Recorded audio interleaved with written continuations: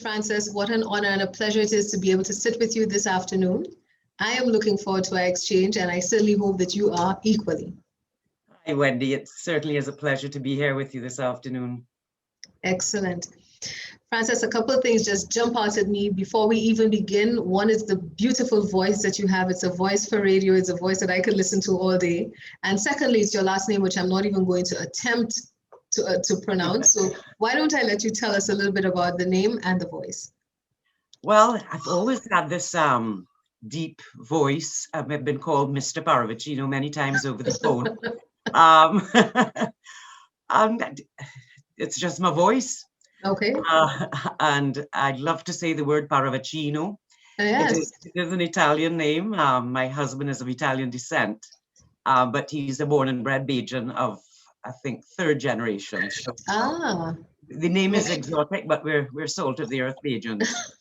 There you go. Beautiful. Is there any singing in your life?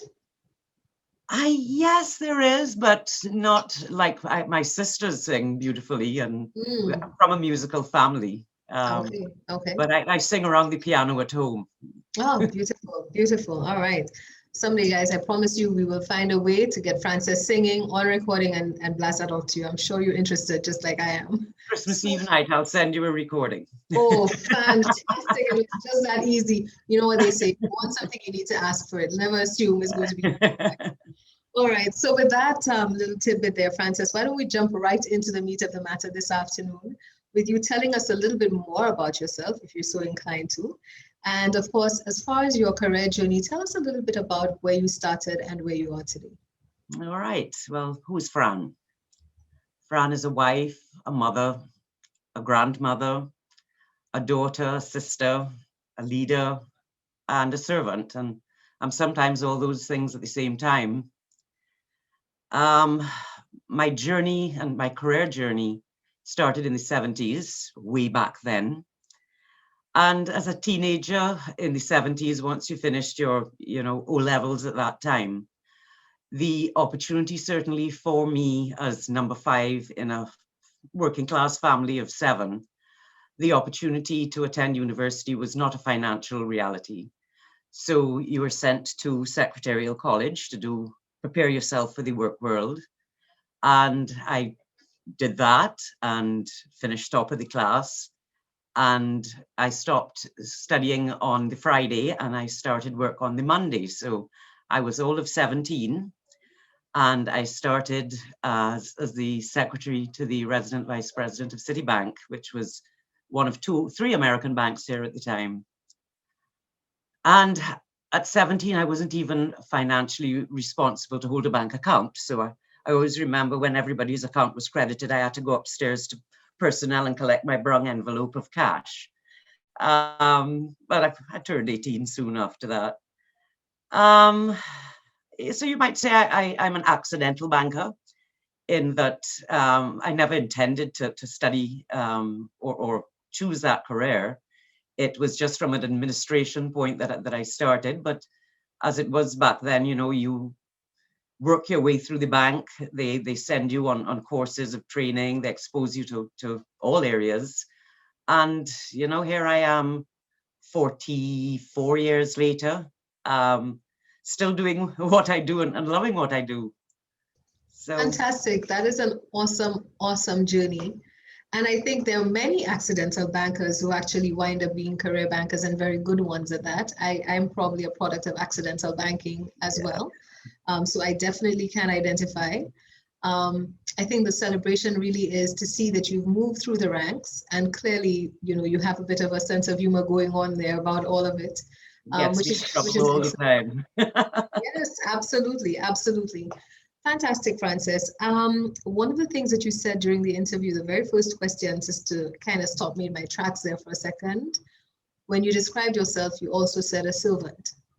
Yes. Can you tell me a little bit about that mindset? We're all here to serve.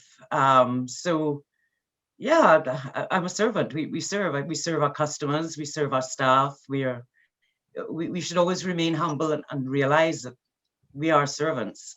Absolutely. I absolutely love that. Very often you realize that as people progress through the ranks, that is not an attitude that is usually carried with them.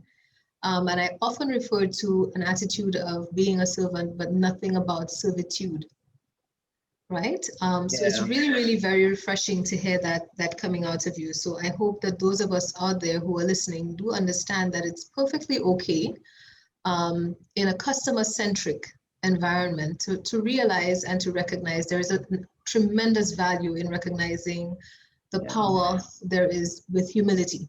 So Frances, thank you so much for bringing that up right off the top. I absolutely love that. Tell us a little bit more about what you would define your success traits and guiding principles to be. I would say honesty is my guiding principle. Be impeccable with your word before agreements. To be truthful in your personal and professional life, so the world sees the authentic you at all times and can trust that, your words and your actions come from a good place. Even when the message you're delivering or the task you're undertaking is unpleasant and painful, it is important to keep that honesty, always there, so that people trust you. I've often been accused of being brutally honest, and actually my former boss, Rolf, said I used industrial language a lot. But honesty, I would have to say, is my guiding principle. Where it comes to traits, I would say discipline is important to see any task through to the end. Always have your eyes on the prize, and even if you derail, remember the end game and dust yourself off, get back on it, and commit. So that's what I would say. Fantastic. I love that. I always love, and I think for those who are listening and who have faithfully been following us through this Lady Leadership series, one of the things that you would find common with most, if not all of our lady leaders, is when they speak of authenticity of self. Knowing who you are, knowing what you stand for, and being, like Frances said, being brutally honest, even if the message is unpopular, is something that people will actually look forward to and learn to respect. So thank you again, Fran, for sharing that with us.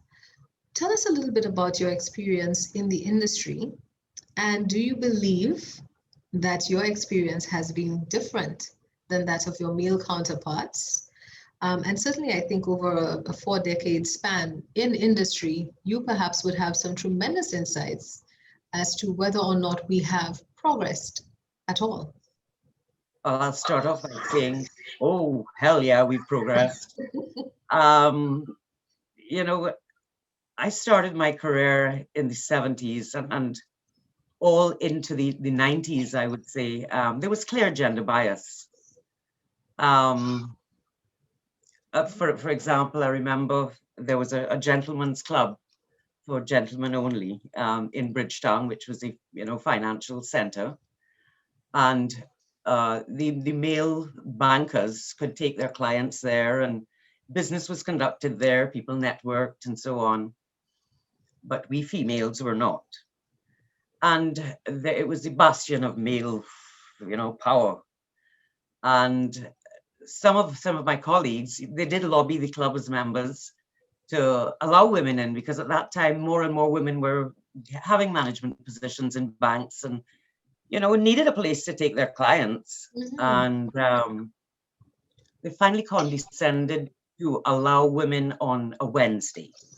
Women could come on a Wednesday. And I was among the first women that my male colleagues, took me, and I crossed the hallowed walls. And I remember there was this old white guy sitting with his newspaper, and he looked up at me, and he looked me up and down with the most disdainful, look, and said, "Oh, is it Pussy Wednesday then?" And that was my greeting. Oh my gosh. That was my greeting to the club. But it never took off, because women, just because of its history, were not interested in going. We'll find somewhere else to go. Right. And it became obsolete. It's closed. It's no longer a thing. But I think many young women now would not believe that that was really how Barbados was. And just not just Barbados, but Right. That is absolutely yeah, incredible. I mean, we speak so much about, women's movements and Me Too movements and ladies' rights and equal rights and all of those rights. But when you really break it down that way and have had that sort of experience, it kind of sets the tone for an understanding and an appreciation for just how far we have come. yeah. You know? And I also remember, and this became very personal. In Citibank at the time, a single male officer could apply for a mortgage, but a single female officer could not. Wow. And I was a single female officer at the age of 23, and my boyfriend, who'd been my childhood sweetheart, and I said, "Oh, well, let's buy this house. It's what we want." And I was told I would have to be married. So we said, okay, and we went and got married in a week, and then said, okay, we're married. And so we got the mortgage as a couple. And I mean, we're still living in the same home 39 years down. Wow. So we got married for a mortgage because they were the rules. So Has to be quite yes, an interesting story with the kids, right? oh yeah, yeah. Oh, wow, but that really is very, very, it's incredible for me when I think that I've been through some pretty interesting times as a female banker, to recognize and realize perhaps it wasn't, nearly as I don't want to say bad, but as bad as it would have been way back Yeah, then, coming into banking and certainly coming into your own. yeah. But you're accepting because that's how the world was then. So you kind of rolled with it and you did what you had to do. But looking back, God, we're in really a different place, really Yes, different yeah, world. yeah. And thanks to all of the men, of course, who support the ladies in their movement, and recognize the tremendous contribution that your partners, your female partners and colleagues can make to the world of work. Frances, thank you so much for sharing that with us. I'm sure that's an experience that most persons will find very, very edifying. So maybe we can move on a little bit to telling me a little bit or telling us a little bit about your accomplishments as a female leader and what are you most proud of? And conversely, what are some of the challenges or barriers that you would have faced? Um, and what lessons did you learn in that process? I would say that the things I'm proud of and the barriers that I've faced are probably very, very close and one and the same. Um, you know, I lead with my heart, I lead with emotion. Um, I like to live in the trenches with my people. I need to know, what challenges they face. I need to know their work. You know, I live in the trenches with them. I'm not, I lead with them as a team player. And I think the emotional side of it has been a barrier for me in that I don't hide that I'm emotional, and I'm at number two at the, end of my career almost. I'll never make it to number one, and I'm quite happy with that. But I do believe it's because of the emotional side of what I bring as a leader. That is very, very interesting. So perhaps we can pause here just for a second, Frances. Um, we've interviewed lady leaders who have said, one of the things that they think has contributed to their tremendous success is the fact that they bring that nurturing femininity to the workplace. And yet, in your case, you would say that it has been one of your benefits. It has assisted you in moving forward because your people obviously would benefit from that Yeah. leadership style. But conversely, it has also been something that has held you back. Why do you think it is something that has held you back? Well, I can think of no other reason. It's probably the best answer.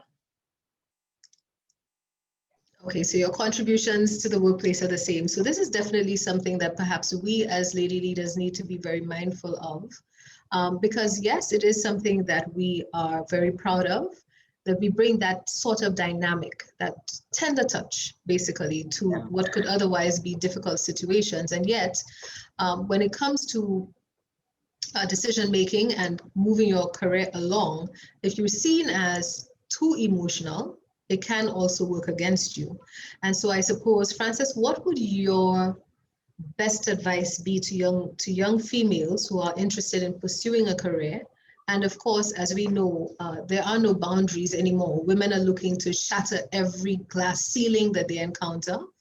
How do you balance that out off to ensure that you are still seen for your career prowess, your industrial prowess, and yet still be the female that you are? Yeah, I would say don't stop being the female that you are and be your authentic self. And if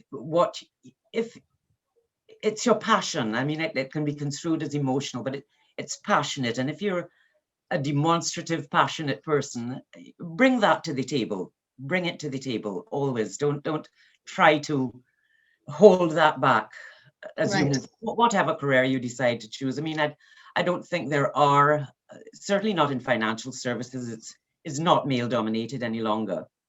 But any field that you choose to go into that is male dominated, carry yourself, man. Be who you Yes. are.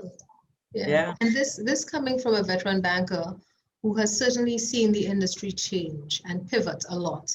And so I think, to Frances's point about being your authentic self, understand that things will change and circumstances around you will change. However, what you stand for and who you are really should not change. If you think that you are a match for the values of the organization that you've chosen to make home, right? So, Frances, anything you want to add to what I just said? Are we on point with that, or You're absolutely on point. You've put it better than I have. All right, that's what I'm here to do, right? The interviewer has to interpret it. All right. So let's make this a little bit lighter. I think we've tackled some really heavy conversation, and certainly, Frances, your perspective on things has been very illustrative and certainly very informative for me. And I'm sure that our viewers and listeners will have the same views. What about on the personal side? How do you manage, or do you manage, a work-life balance? 44 years into industry, we know that there's been a lot of change. So how do you keep home and work functioning together for success? It's a lot easier now that I'm old. But I would say yoga keeps me centered. I mean, I spend an hour every morning at sunrise doing my sun salutations, holding my poses, doing my meditation. In fact, yesterday was my birthday and I got given a beautiful big Buddha for my garden. Oh, So fantastic. that's I like to start my day with that and come into the office very zen. It gets unzenned within about an hour, but I start off that way. And my husband really is my strength and my rock. I mean, we've been together for 46 years. We were childhood sweethearts, got married for a mortgage. You know, we've so yeah, he's my rock. He's so supportive. And Fantastic. yeah, you know, I will get home from work late most evenings and he meets me with my cocktail and he's cooked a lovely dinner and he's Oh, wonderful. lovely, lovely. That is truly fantastic. And certainly it speaks to work-life balance and a partner Yeah. who understands. May I ask his name? Wayne.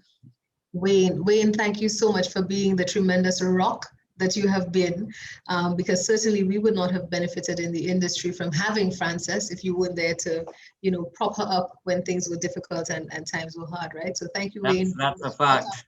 From the Caribbean Association of Banks. All right, so Frances, let's talk a little bit about what has defined 2020, and that is nothing other than COVID-19. COVID.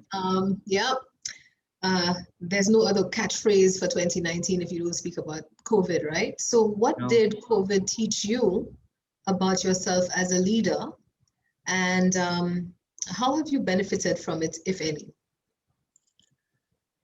I think, and I'll go back to relationships with your teams.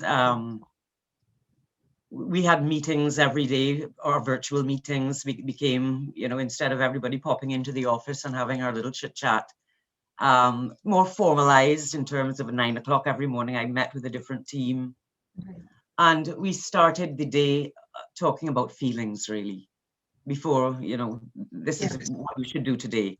Right. The emotions people were going through, the fear of job security, obviously.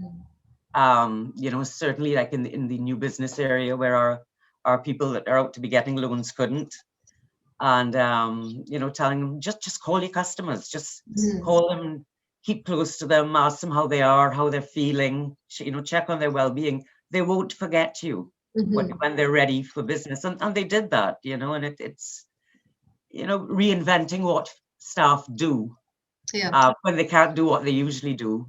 It was beneficial for both Right. of us. Yeah. Right. Figuring And it out. We all and figured it out at the same time. absolutely being able to tap into again, authentically you as a leader and understanding that this is unprecedented times for industry as well as the persons who keep us going, right? Yeah. So good for you and your team for keeping the eye on the prize and keep moving Yeah. forward.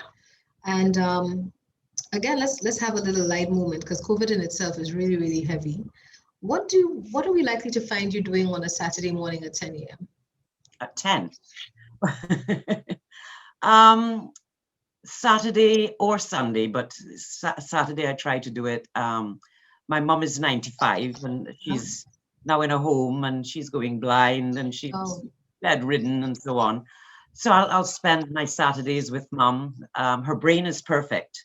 She, we can still, have great conversations and yeah, she's my Saturday and Sunday or Sunday go-to. Right. For the week because I don't get an opportunity with the to visit her during the week. Right. So yeah, that's what I'll be doing. It's mummy time. Yeah, and I had a sacrifice in there that during the week there are so many other things going on. So it's great that she's still here with you. It is. And that you get to spend some good quality time with her on weekends. Thank you for sharing that, and I hope things go as well as can be expected at that age with those complications as well. Yeah.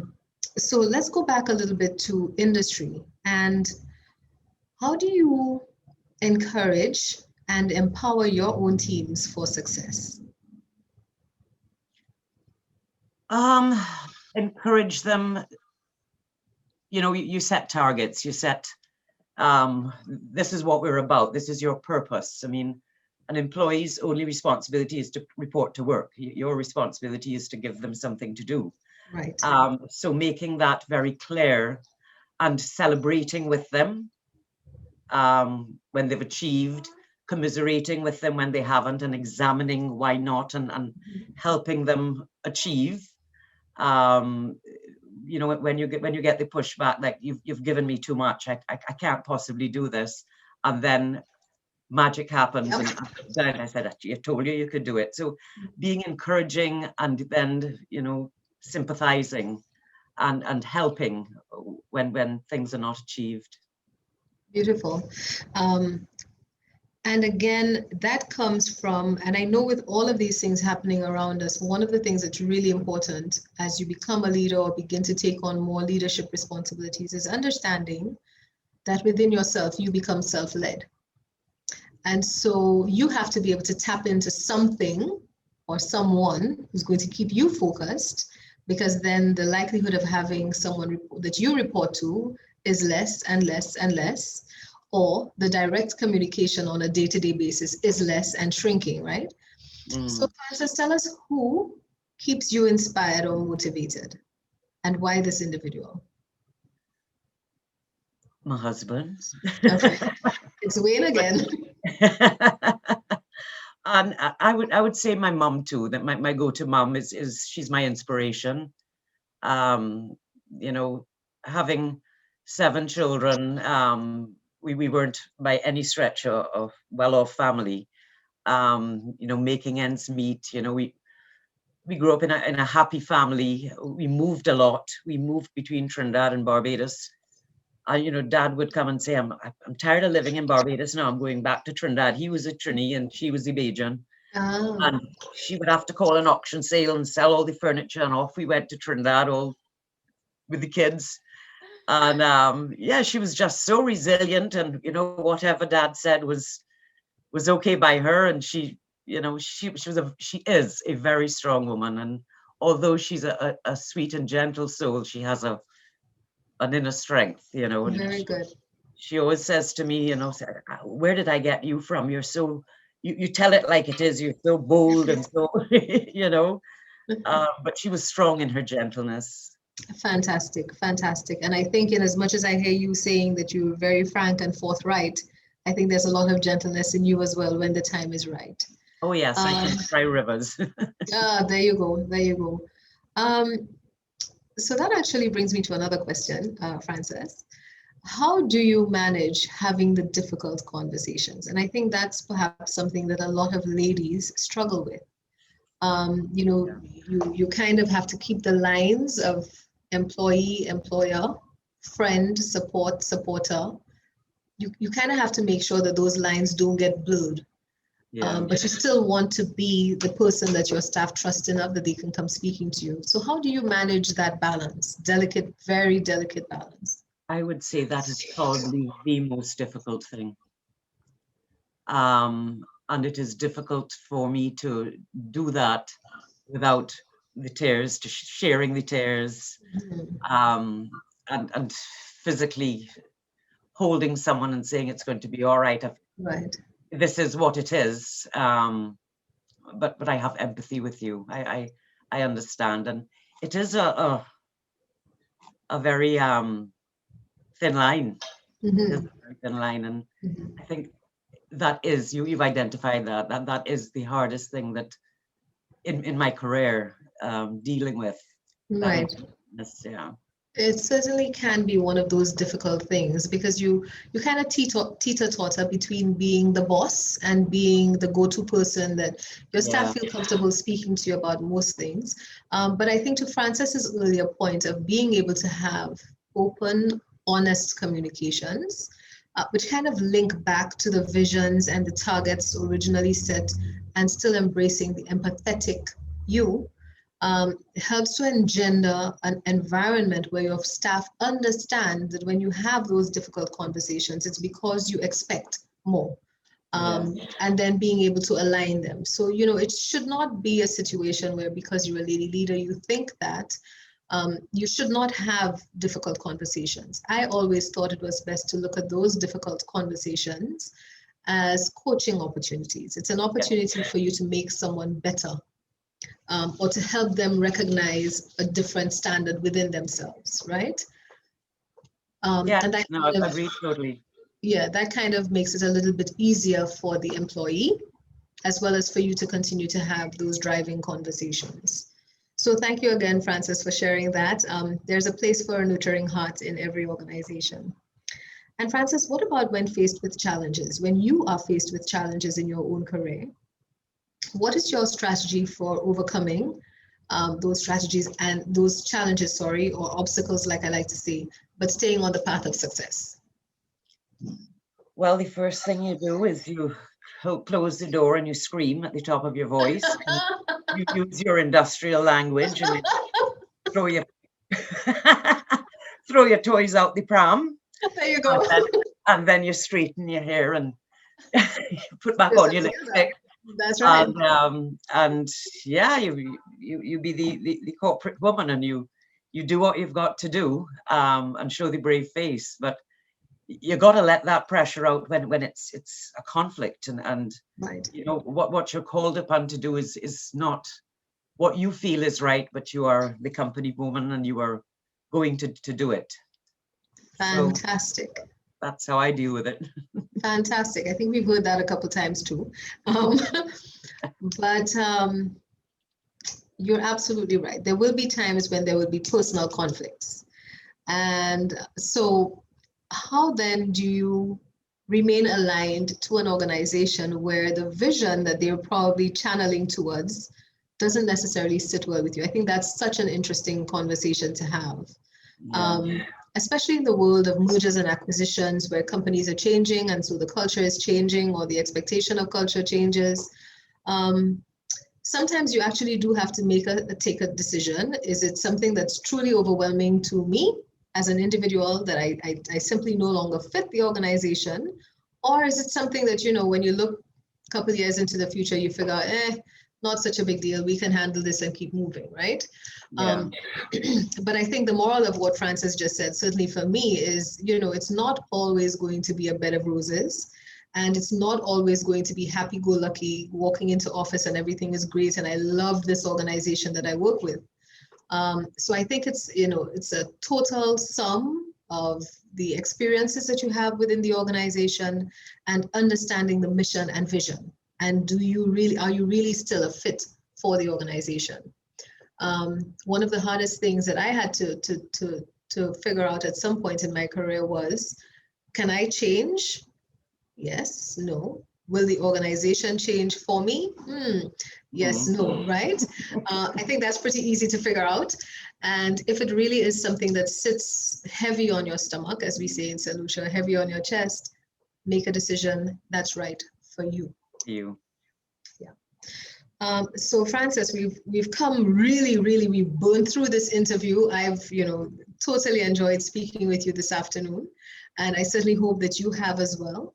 I want to ask you just two final questions, really. One is, what would be your advice for ladies who are coming into this industry to keep their sanity and to remain in love with the industry? Because there's a lot to love. There is a lot to love. We talk about Gen X and millennials and so on. Yeah. It's very different from when I started.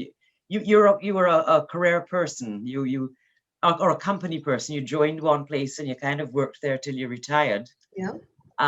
Whereas this generation is always moving. They're always so I don't have to say it's the loyalty is to themselves first, and the company second. And I'm not saying that's right or wrong, but the mindset is very different. Right. But when you do go into, you're talking financial services in particular. Absolutely. Yeah, it's not where it used to be. It's not like it used to be. Compliance and AML and all these things have made it not as much a pleasure as it was in the 70s when the world was all peace and love, Yeah, and relationship banking was the thing, right? Oh my gosh, a client could call you and say, I see a piece of land I want to buy out. Can I write the check? And I'd say, sure, we'll organize the paperwork tomorrow. Those were great days, Absolutely. But it's a different world. So they've got to be very, very, I would say, committed to the profession.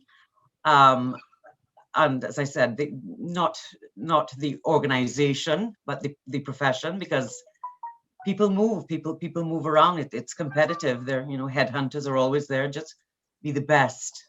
Absolutely. You get to choose where you wish to be. Fantastic. And I think to your earlier point, if you're not someone who loves people and service, this might be a bit of a difficult pill for you to swallow, because really, truly, not for you. Right, not necessarily for you, because the reality is, in as much as it's not as relationship focused as it once was, and it's more about compliance and AML and risk ratings and so on and so forth, the reality is you're still dealing with someone, and you have to be able to put your best foot forward in all circumstances to represent the industry and the vision of growth and profitability. And that's just the bottom line, right? That's it. That's the bottom line. So Francis, it really has been a pleasure speaking with you. And I did say there were two questions, so now we're down to the last one. And coming out of this Lady Leadership series, what we're hoping to build is our mentorship program. And I'm really hoping that I'm putting you on the spot. I know that I'm putting her on the spot, folks. But I'm hoping that you say yes. I'm sure that there will be ladies who will want to speak with you to know a little bit more about where you came from, where you started, and what banking was like back then. And so the question is, will you say yes? Of course, I'll say yes. Fantastic. Another one in the bag, folks. Lovely, Francis. I got you. Thank you so much again for sitting with us this afternoon. And most importantly of all, welcome to the Caribbean Association of Banks family. I cannot So happy to be to here. work with you. Absolutely. I am sure that there will be a lot of learnings to be had, and more interesting conversations as we go. So again, thank you so much. Have a wonderful, wonderful evening, and it'll be an honor speaking with you going forward. Thank you too, Wendy. Have a lovely weekend yourself. Thank Bye. you.